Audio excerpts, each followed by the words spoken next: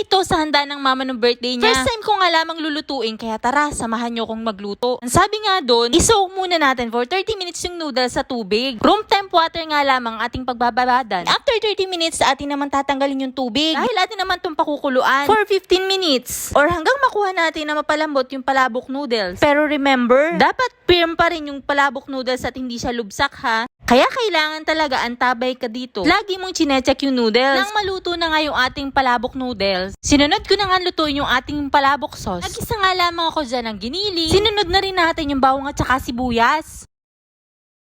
At yung smoked fish natin or tinapa. Minix nga lamang natin yan. Nung sa tingin ko na okay na nga yung ating mga sangkap na yan, nilagay ko na nga rin yung ating tofu. Then mix again.